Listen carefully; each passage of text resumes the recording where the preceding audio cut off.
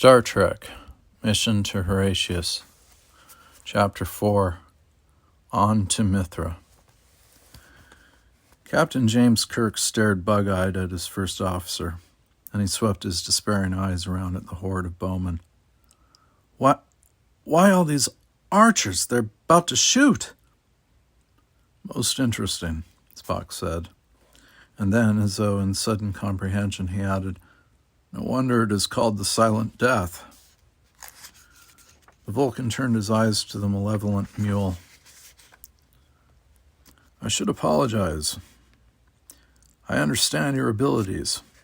But you see, your mind is that of an Earthling, as are those of all my companions. However, my father was a Vulcan. My mental makeup has variations on your own. Mule's eyes suddenly widened, and he opened his mouth to shout.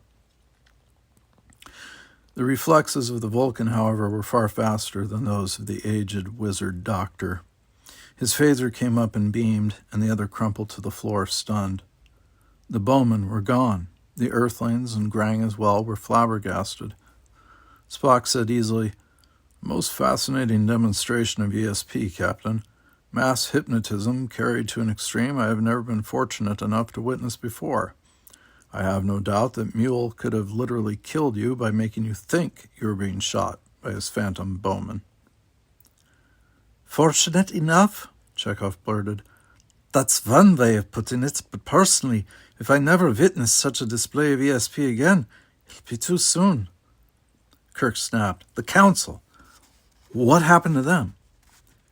And all realized that in the excitement of the past moments, the tribal elders had drifted away into some unknown recess, leaving the execution to their wizard doctor. Grang said excitedly, This way! Quickly! The warriors will soon be upon us. Kirk looked at him. I assume you mean the real tribal warriors. Very well, Grang, we're in your hands. We have nowhere else to go. Lead the way. Grang immediately dashed off into a small corridor that the others had not noticed before. The group from the Enterprise were hard put to keep up with him. If they had been confused before by the curvings and turnings of the corridors, it was as nothing compared to the path along which the young Neolithian took them now. Indeed, at times it was necessary to drop to hands and knees and crawl behind him. Were there sounds of pursuit from behind? At times they thought so, and Chekhov and Sulu, still bringing up the rear, held their phasers at the ready. However, they emerged at long last on a ledge overlooking the valley through which they had proceeded on the way to the cavern which sheltered the Wolf clan. Grang pointed to a narrow path and said, We can go down that way. Kirk shook his head. Hold it, boy. He brought his communicator from his tunic and flicked up the antenna grid. Kirk to Enterprise. Scott here. A Scotsman's burr came through, a trace of excitement evident. We lost our fix on you, Captain. I know. Have the transporter officer prepare to beam us up. Aye, sir. I'll connect you with the transporter room. Grang, frowning worriedly, said, Captain of the Kirks, we must hurry. The warriors will soon be after us. Kirk turned to him and said slowly, Grang, our many thanks to you, but now we must leave. Evidently, Neolithia was not the source of the call for assistance to which we are responding. Grang looked at him blankly. James Kirk said doggedly, You must make your peace with your people. You're only a youngster, and undoubtedly, when we are gone, they will forgive you. Captain, Sulu blurted, you don't mean you're going to leave him here? Kirk looked at him coldly. Can you think of an alternative? We can take him with us to the Enterprise.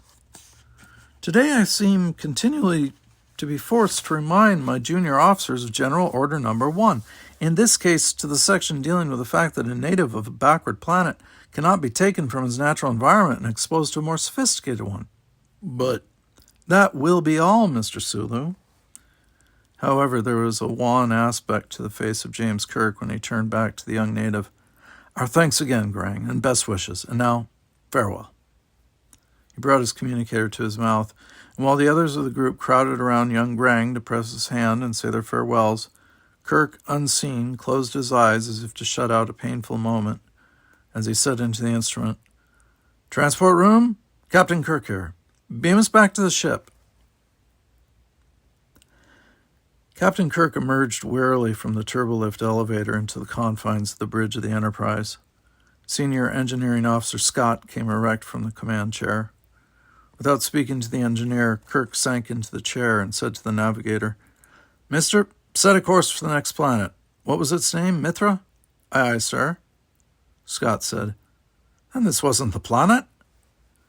"Evidently not," Kirk said in disgust. "Far from having the equipment to send a subspace distress call, they couldn't have sent even a semaphore message." The navigator said, "Sir, the course is 118 Mark 10. "Thank you." Kirk turned to the helmsman. "Mr. Kroomba, 118 Mark 10, warp factor 2. Dr. McCoy entered, his face agitated. "Just a minute, Jim." "Yes, Bones?" "See here, Jim, I've been scanning the planet below. It's a primitive garden. There are lakes, streams, beaches, meadows." "There most certainly are, Bones. It's practically an untouched wilderness, a Garden of Eden." "And I suggest we make it an emergency leave center. Beam down the crew, say 1/3 of them at a time, and allow them to let off a bit of steam. Swimming, fishing, perhaps a little hunting. Whatever they can find to do to unwind, relax. The air is wonderful, the climate," Kirk said wearily. "I said practically untouched. Evidently things have happened so quickly, and possibly you were so tied up in your own duties, that you weren't following our experiences below. It so happens, Bones, that Neolithia has been colonized by what I suppose in the old days they called nature boys. They've deliberately gone back to primitivism. Above all, they don't like strangers from the skies. We escaped from them by the skin of our teeth. I can't submit the crew to the danger of attack, Bones." "Very well, Jim, but you'll notice in my reports that I now have 6 crewmen in the sick bay being treated for minor attacks of Kaffir. I assume we can expect a major attack shortly if you insist on keeping the starship in space indefinitely." "Thank you, Bones," the captain said. He shook his head wearily. His shoulders seemed to slump. The chief engineer looked at him. "Something on your mind, Captain?" He grunted. "That is, something a wee bit more than usual." Captain Kirk shook his head in self-deprecation. "Yes, Scotty, old boy, I sometimes think that Starfleet Command should allow a captain more elasticity in obeying such rulings as General Order Number 1. Helmsman Sulu entered and, glancing up at the chronometer calendar on the bulkhead, approached the helmsman chair before the bridge viewing screen and said formally, "Relieving the helm." Lieutenant Akruma said, "Helm relieved. Course 118, Mark 10, warp factor 2. Sulu repeated, "Course 118, Mark 10, warp factor 2. Akruma stood, relinquishing the helmsman's chair, and stretched hugely. He grinned at his relief and said, "Well, Sulu, did you find any more exotic animals to add to your collection while you're down there on Neolithia?" "Not exactly." Lieutenant Uhura looked over from her position as communications officer and chuckled. "What does that mean? Do we have a new exotic animal from Neolithia or not?" Sulu squirmed slightly in his chair, his face unhappy. Spock entered at that moment and approached Captain Kirk's command chair. Jim Kirk looked up. "Something, Mr. Spock?" "Yes, Captain, I have a stowaway to report." "A stowaway?" Sulu cleared his throat. Captain Kirk glared at him. "You know something about this, Mr. Sulu?" "Well, not exactly, sir," James Kirk said ominously. "You seem to be unusually evasive today, mister. What did you mean earlier when you said you didn't exactly bring a new exotic animal aboard?" Sulu said earnestly, "He's not an animal, and I didn't bring him aboard, sir. I was as surprised as the next man." "And just who was the next man?" "I suppose you would say Ensign Chekhov, sir." James Kirk's eyes went back to Spock. "The more talk that goes on here, the less I seem to learn. Where did you find this stowaway?" Spock said, "In the specimen container we took down to the surface of Neolithia, Captain. As you'll recall, we abandoned it in the clearing. Later, after we returned to the ship, I had the transport officer retrieve it, and I assigned Mr. Sulu and Mr. Chekhov to return it to its original storage compartment." "I see." The captain's eyes went back to the chief helmsman. "Well, Mr. Sulu?" Yes, sir, we obeyed orders. I see. And did you open it? No, sir, not for the time being. I see. When you two were carrying the specimen container to its storage compartment, didn't it seem a bit heavy? Well, yes, sir, now that you mention it, it did. In fact, just 15 minutes or so ago, I discussed it with Mr. Chekhov. But by that time, we were underway, and I was due on watch. And? Well, he said he'd investigate and report to Mr. Spock. Mr. Sulu, who is the stowaway? Sulu cleared his throat again. Well, it would seem to be Grang, sir. I don't know why I bothered to ask, the captain said bitterly. Mr. Navigator, reverse your course. Aye, sir. From the background where he had been standing, Dr. McCoy protested. You mean we're going to prolong this confounded mission by returning to a planet we've already found was not the one we're looking for? Kirk ignored him. Spock said thoughtfully, Captain, it occurs to me that if we postpone the return of our young savage until we have solved the problem of the distress call and the raiders, he will be safe from recrimination on the part of his people. In fact, he would undoubtedly be a bit of a hero, a worthy return for his efforts on our behalf. The doctor spoke up again. If we go running back and forth between these Horatian planets this way, we'll spend the rest of eternity on this. Please, Bones, the captain snapped, who was obviously in a high state of irritation. He came to a quick decision. Very well, Mr. Navigator, cancel that order. Mr. Helmsman, proceed on course 118, Mark 10. Mr. Sulu, I'm not going to inquire into whether or not you or Mr. Chekhov discussed that specimen container with young Grang while we were waiting to be beamed back to the ship. However, in addition to your present duties, you have now acquired one to take care of all of your off-duty hours. You are not to allow Grang out of your sight. He will be quartered with you. While you are on watch, Mr. Chekhov will accompany the boy. I consider it your responsibility for any violation of General Order Number 1. Yes, sir, Sulu said brightly. And Mr. Sulu? Yes, sir. If that young savage does anything at all, to disrupt the workings of this ship, we shall delve further into the odd circumstances under which he managed to sneak himself aboard. Aye, aye, sir. Dr. McCoy said, I suppose I'd better get the subject of all this conversation into the sick bay for an examination. He's probably alive with bacteria. All we need is for him to have brought aboard some far-out disease native to Neolithia. In the wardroom, security officer Masarek glowered down at the game of solitaire spread before him.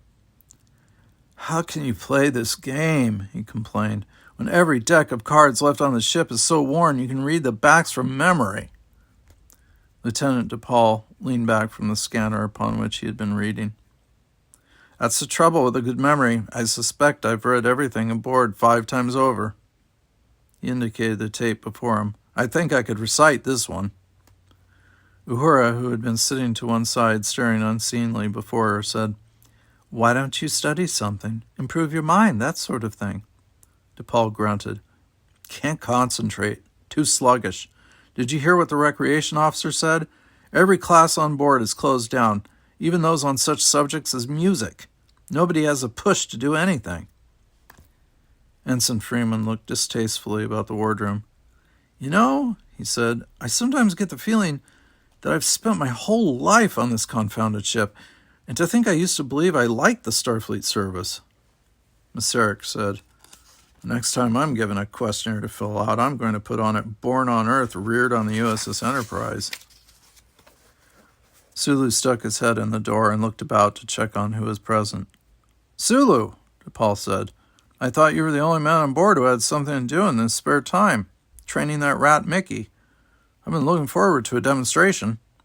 He laughed bitterly and said to Freeman, Imagine getting so bored you look forward to seeing a rat put on a show. Sulu entered and said, Folks, let me introduce the latest addition to the Enterprise, my protege, Grang. Grang followed the chief helmsman into the wardroom. His eyes were wide, but he was hiding his obvious bewilderment surprisingly well. He had evidently been washed and scrubbed clean of war paint in the ship's bay for sanitary reasons, and his fur kilts had been disinfected. He looked, if anything, a bit younger than he had before. Sulu went through the routine of introducing him, and Grang managed to take it all in his stride. Here, at least, was something a bit new. All had heard the rumor of the young savage picked up on Neolithia, but thus far none of those present had met him. "Heavens to Betsy!" Freeman exclaimed. "Somebody new, a sight for sore eyes. Welcome aboard, Grang. In the way of hospitality, I'd teach you to play ping-pong if this oaf Sulu hadn't stepped on the last ball a month or more ago." Lieutenant Chang said, "Showing our guests the ship, Sulu?" "That's right," Sulu said sourly. "Doc McCoy insists I introduce him to everybody aboard. The doc evidently figures that anything new is of some value in keeping us from moping. Frankly, I'd forgotten how big this starship is. 11 decks thick, mind you." Grang had been standing silent, his eyes still wide.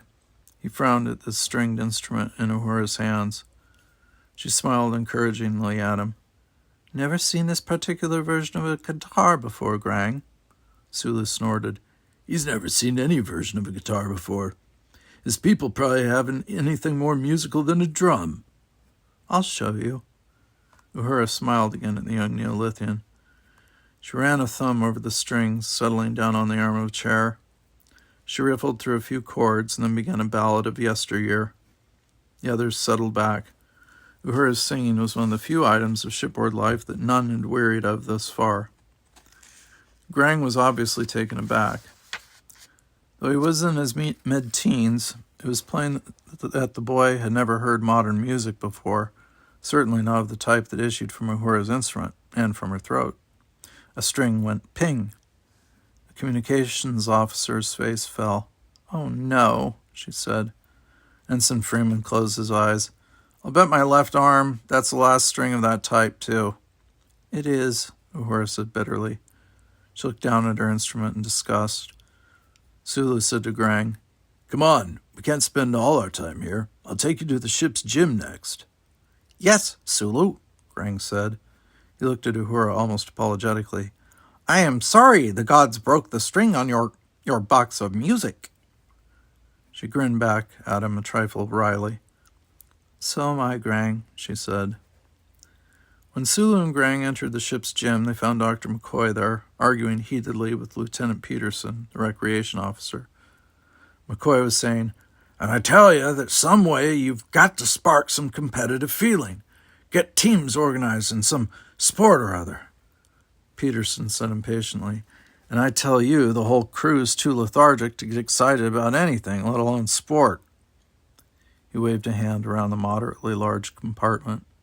At one end, 2 men were idly handling weights, obviously lacking any enthusiasm, killing time without finding pleasure in the activity. 300 officers and men off watch, and look how empty the place is. You know what they're doing, most of them? Lying in their bunks, staring up at the overhead, or lounging around in the mess halls. They haven't even got to get up and go to fight or argue among themselves. You've got to do your best to stir them into activity. And I keep telling you, I can't drag them in here. To participate in sports, you've got to want to participate." McCoy cast his eyes upward in despair. "I've already got 2 of them in stasis." Peterson stared at him. "In what?" "In deep sleep. They're showing Cafford symptoms. To prevent it from developing, I put the men in deep sleep." "I thought that was dangerous, except for short periods." "It is," McCoy said desperately, "but not as dangerous as space Cafford, and at least it isn't contagious." They both looked up as 2 newcomers entered the gym. Sulu said, "Lieutenant Peterson, Dr. McCoy, have you met the ship's, guest, Grang?" McCoy, preoccupied, nodded curtly. Peterson's eyebrows went up. "Well," he said, still scowling over his discussion with the ship's senior surgeon, "I had understood you were younger." He reached out, more or less absently, and felt the other's biceps. "You'll have to work out here in the gym, and we'll see about building you up," but his sentence ended there. Lieutenant Peterson was an average-sized man in his late 20s.